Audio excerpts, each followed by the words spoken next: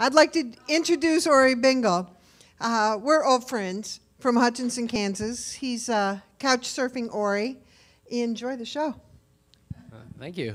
So I have a story for you guys, but before I tell it, is anyone here work in law enforcement? No? All right. Everyone, you got a point where?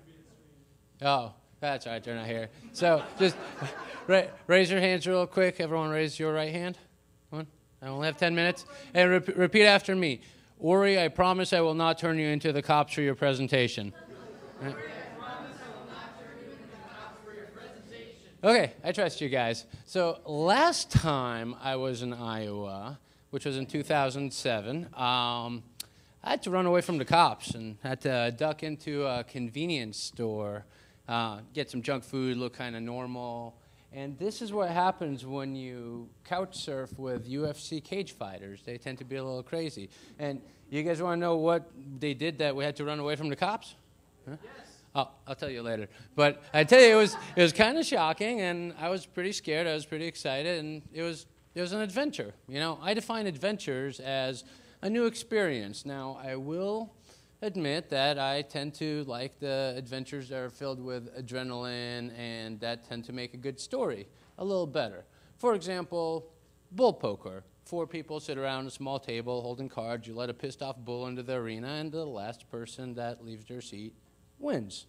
When I played, I didn't win. After the bull threw some guy into the air that was like 2 feet in front of me, he smashed a table into my knee, and the chair broke. So didn't win. Better luck next time. I do have a shirt, though, which is cool.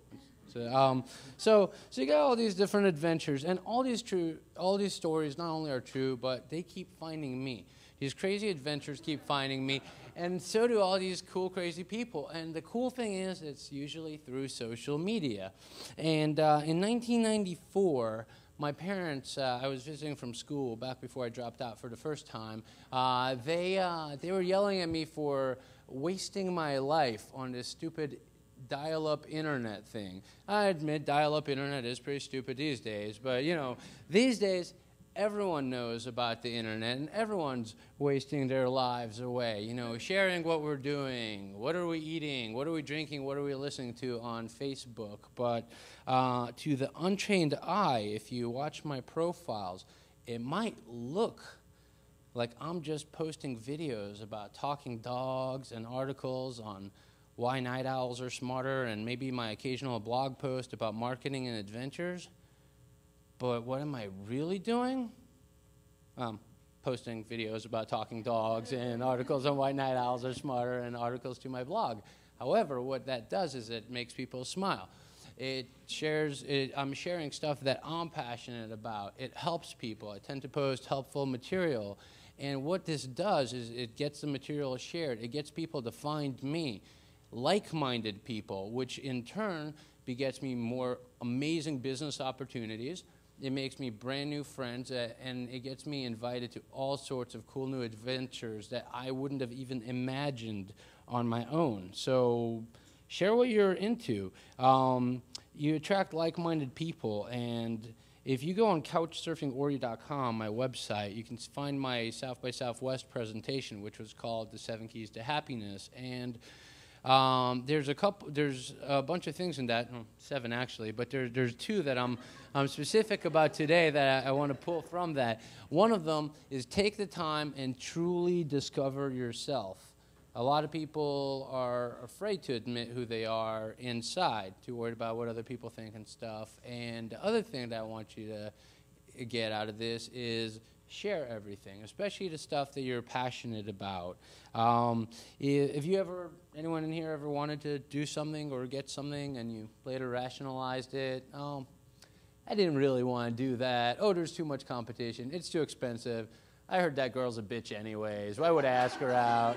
You know, well, a lot of that was nervous laughter, by the way. So, yeah. But here's the thing. It's too bad. All those things are just going to be regrets later. And the thing is that we're just too worried about what other people think. It's too hard. We actually know who we are. We just are afraid to often share that with ourselves or the world because of fear, and comfort zones. So when we were kids, we thought we could do anything. I'm going to be an astronaut. I'm going to be a veterinarian. I'm building a castle.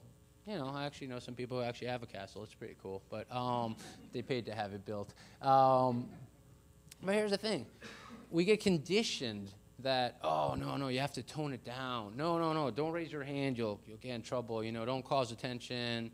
Well, I got a solution. I have a way that you can reverse this and bring that feeling back, and it's use social media and be yourself. Like the you that you're afraid to share that, oh, I don't know, my girlfriend's going to leave me if I'm like that hyper, or if I start a food fight at a restaurant.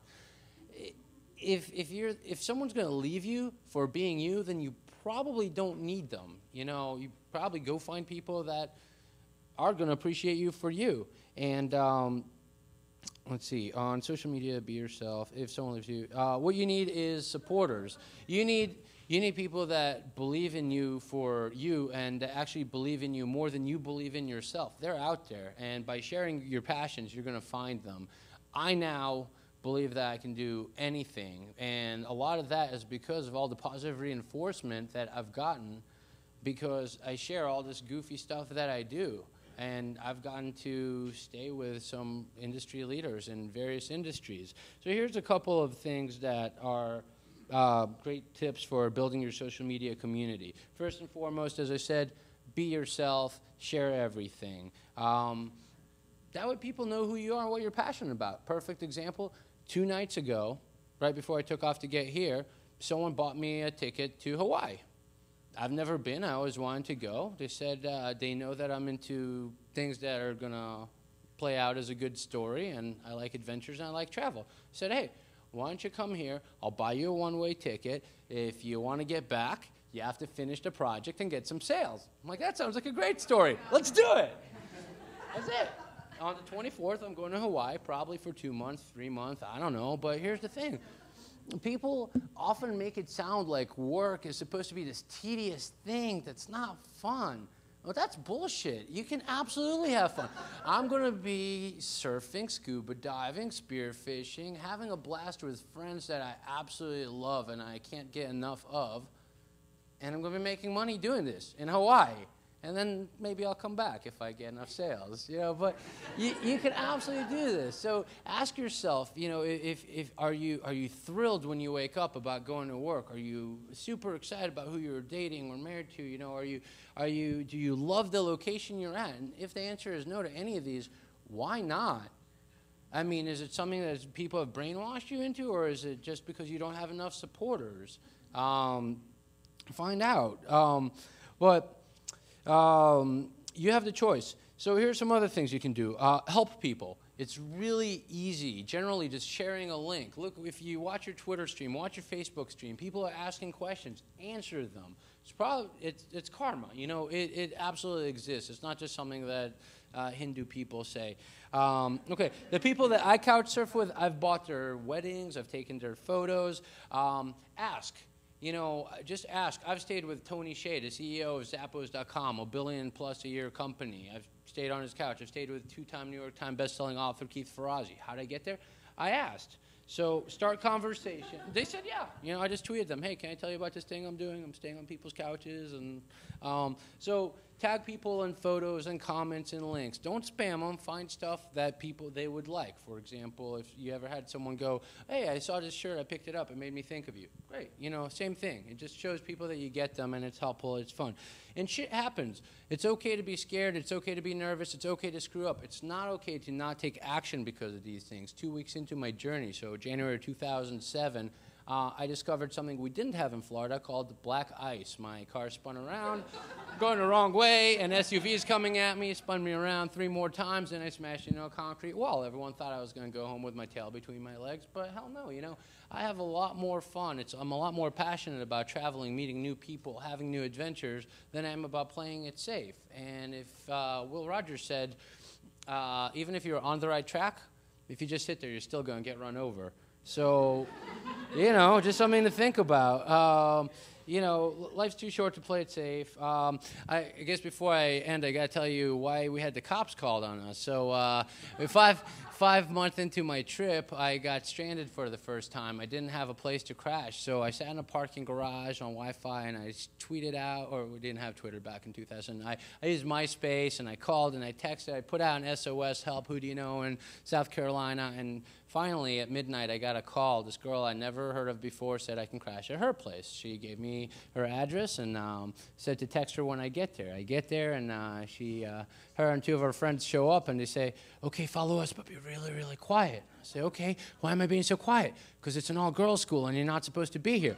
So but that's not why I had the cops call on me. So I was just thrilled at that point to be stranded. I couldn't wait until the next time I got stranded. 4 months later, I got stranded. I put out an SOS. I got to stay with a bunch of UFC cage fighters, and those guys are crazy. One night, one of them says, hey, he breaks open $6 worth of fireworks, puts it into a vitamin bottle with a wick, and asked me if I'd like to watch as he lights this thing at an apartment complex on a college campus. Apparently, these things are called concussion bombs. And when I asked him how big the flash is going to be, because I'm filming, he said, oh, about the size of a soccer ball, which made sense because it's a vitamin bottle.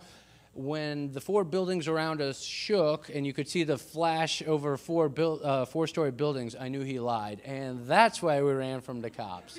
So, bottom line, you need supporters. You need to find like-minded people who are passionate about what you're passionate about. They'll help you achieve any goal that you have. If you need one to start with, just find me on couchsurfingori.com. I'll believe in what you want to do. Thanks.